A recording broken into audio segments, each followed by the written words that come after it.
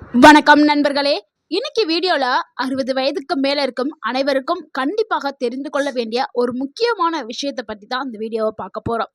வயது அதிகரிக்க அதிகரிக்க உடல்ல முதலில் பாதிக்கப்படுவது நரம்புகள், அடுத்து மூட்டுகள் மற்றும் தசைகள் தான். சிலருக்கு கைகளில் நடுக்கம், கால்களில் பலவீனம், அடிக்கடி சோர்வு, மறதி, கால்களில் எரிச்சல், ஊசி குத்துவது போன்ற உணர்வு, இரவுல தூக்கம் குறைதல் போன்ற பிரச்சனைகள் ஏற்படலாம். இதற்கெல்லாம் ஒரு முக்கிய காரணம் சரியான ஊட்டச்சத்து இல்லாத உணவு முறைதாங்க. இன்னைக்கு நம்ம பார்க்க போற 5 சக்தி வாய்ந்த உணவுகள். இந்த உணவுகள் நரம்புகளை வலுப்படுத்தி ரத்த ஓட்டத்தை மேம்படுத்தி உங்க உடலுக்கு புத்துணர்ச்சி கொடுக்கறதுக்கு உதவியா இருக்கும். அப்படி என்றா வீடியோவை முழுமையா பாருங்க. நம்ம சொல்லக்கூடிய ஒவ்வொரு உணவுகளையும் ஃபாலோ பண்ணி நீங்க உங்களுடைய ஆரோக்கியத்தை மேம்படுத்துங்க. இந்த ஒரு வீடியோ உங்களுக்கு பயனுள்ளதாக இருக்கும். நம்ம முதல்ல பார்க்கக்கூடிய அந்த ஒரு உணவு என்னன்னா அத்திப்பழம் தாங்க.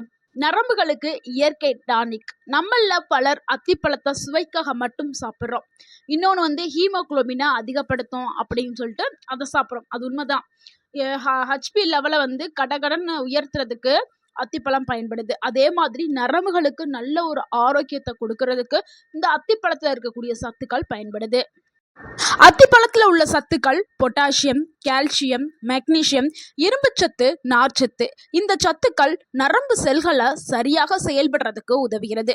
நரம்புகளுக்கு கிடைக்கும் நன்மைகளை பார்க்கலாம். நரம்பு பலவீனம் குறையும், இரத்த ஓட்டம் மேம்படும், உடல் சோர்வு குறையும், மூளையோடைய செயல்பாடு சிறப்பாக இருக்கும், இதயம் ஆரோக்கியமாக செயல்படுறதுக்கு அத்திப்பழம் பயன்படுது. எப்படி சாப்பிடலாம்னா, இரவுல 2 அத்திப்பழத்தை எடுத்து தண்ணீர்ல ஊற வச்சுட்டு காலையில சாப்பிட்றது தான் சிறந்தது. இல்லைன்னா ஃப்ரெஷ்ஷான அத்திப்பழங்கள் கிடைத்தாலும் நம்ம எடுத்து நம்ம காலையில சாப்பிட்டுக்கிறலாம். அடுத்து இரண்டாவதா பார்க்கக்கூடிய ஒரு உணவு என்னன்னா பிரண்டை தாங்க. பிரண்டை ஈஸியாக எளிதாக எல்லா இடங்கள்லையுமே கிடைக்கும். அதனோட விலையே ஒரு கட்டு 10 ரூபாயிலிருந்து 15 ரூபா தான். இது பெரிய பெரிய மருந்துகளுக்கு சமமானது இந்த பிரண்டை. ஆனால் நிறைய பேருக்கு தெரிய மாட்டேங்குது. முக்கியமாக கிராமப்புறங்கள்லாம் அதுவாக தானாகவே வளர்ந்து கிடக்கும் இந்த பிரண்டை. இது மூட்டுகள் மற்றும் நரம்புகளுடைய நண்பன் அப்படின்னு சொல்லலாம். அந்த அளவுக்கு ஒரு சிறப்பு வாய்ந்த ஒரு உணவு. பிரண்டை பழங்காலத்தில் இருந்தே மருத்துவ உணவாக இது உடலுக்கு பலம் தரக்கூடிய ஒரு அற்புதமான மூலிகைங்க.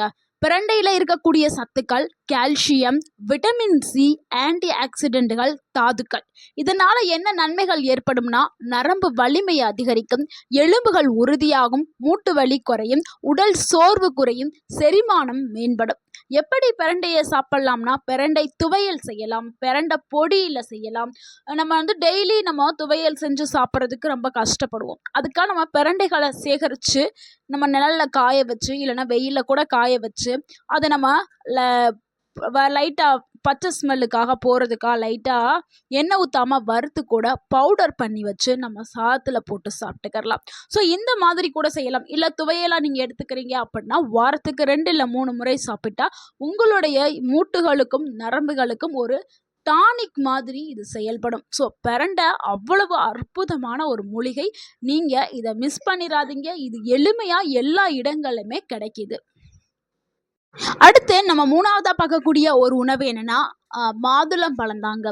இந்த மாதுளம்பழம் இரத்த நாளங்களை பாதுகாக்கக்கூடிய ஒரு பழமாக இருக்குது. மாதுளம்பழம் ஒரு சூப்பரான உணவாகவும் கருதப்படுது. இதில் இருக்கக்கூடிய ஆன்டி ஆக்சிடென்ட்கள் இரத்த நாளங்களை பாதுகாக்குது. மாதுளம்பழத்தில் இருக்கக்கூடிய ஊட்டச்சத்துக்கள் என்னன்னா விட்டமின் சி, பொட்டாசியம், போலிஃபினால்ஸ், நார்ச்சத்து, இது எல்லாமே நிறைஞ்சிருக்குது.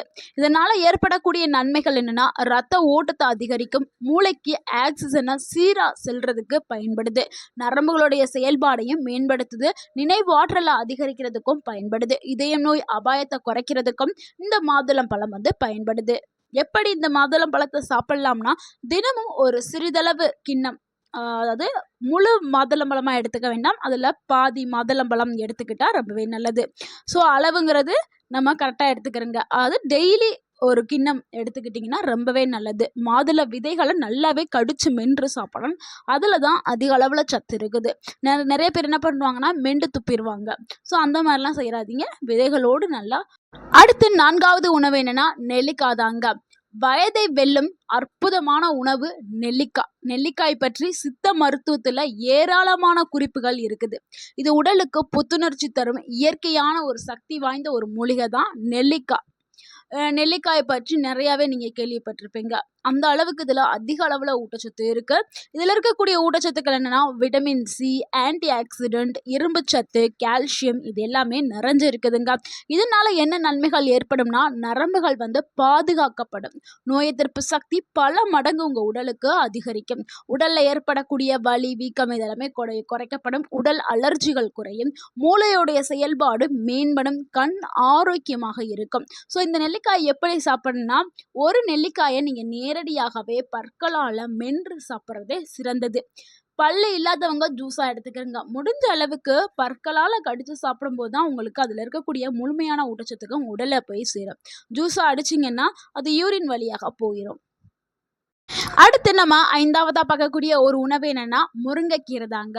முருங்கைக்கீரை ஊட்டச்சத்துக்களுடைய பொக்கிஷம் அப்படின்னு சொல்லலாம். அதே மாதிரி கால்சியத்தோடைய பவர் ஹவுஸ் அப்படின்னு சொல்லலாம். அந்த அளவுக்கு கால்சியம் சத்து நிறைஞ்சு கிடக்குது முருங்கைக்கீரையில். முருங்கைக்கீரை உலகிலேயே மிகச்சிறந்த கீரைகளில் ஒன்றாக கருதப்படுது. உலகத்திலே தாங்க.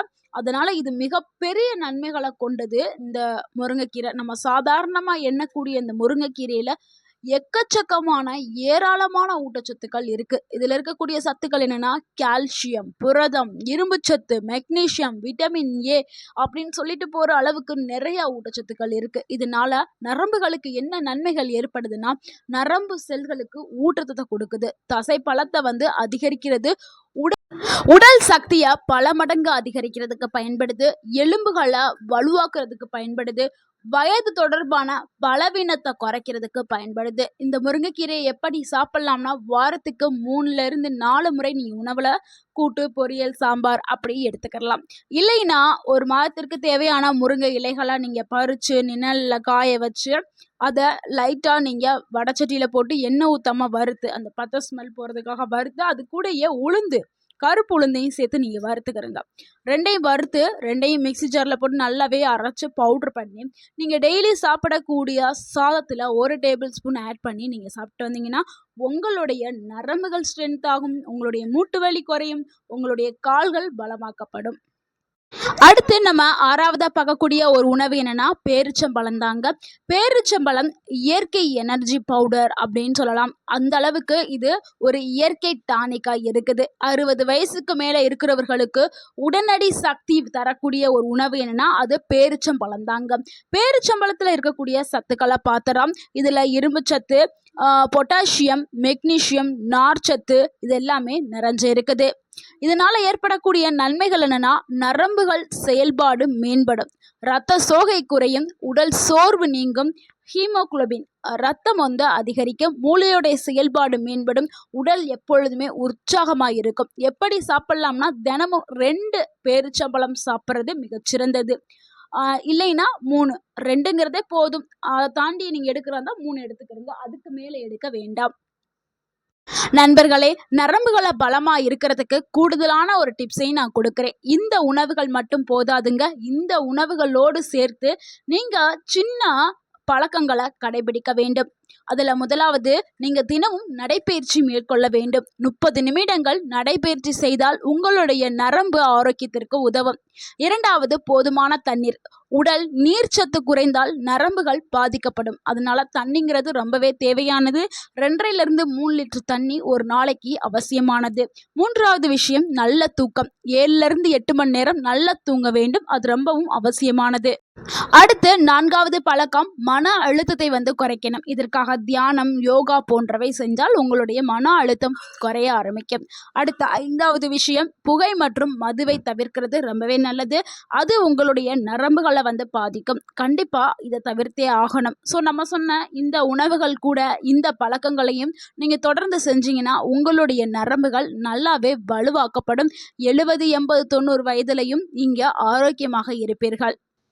நண்பர்களே, 60 வயது கடந்த பிறகும் உடல் உற்சாகமாகவும் நரம்புகள் வலிமையாகவும் இருக்க வேண்டும் என்றால் உணவு முறையில் சிறிய மாற்றங்கள் நீங்கள் செய்தாலே போதும். அத்திப்பழம், பிரண்டை, மாதுளை, நெல்லிக்காய், முருங்கைக்கீரை, பேரிச்சம்பழம் போன்ற இயற்கையான உணவுகளை தொடர்ந்து எடுத்துக்கொண்டால் உடலுக்கு தேவையான பல முக்கிய சத்துக்கள் கிடைக்கும். ஆரோக்கியமான உணவு, போதுமான தூக்கம், தினசரி நடைபயிற்சி ஆகியவற்றை இணைந்தால் வயது ஒரு எண்ணு மட்டும்தாங்க, ஆரோக்கியமாக இருப்பீர்கள். இந்த தகவல் பயனுள்ளதா இருந்திருந்தா இந்த வீடியோக்கு ஒரு லைக் செய்யுங்க. இந்த வீடியோவை உங்களுடைய ஃப்ரெண்ட்ஸ் அண்ட் ஃபேமிலிக்கு ஷேர் பண்ணுங்க. மறக்காம நம்ம சேனலை சப்ஸ்கிரைப் பண்ணுங்க, சப்போர்ட் பண்ணுங்க, கமெண்ட் பண்ணுங்க. தேங்க்யூ ஃபார் வாட்சிங். நன்றி. ஆரோக்கியமாக வாழுங்கள்.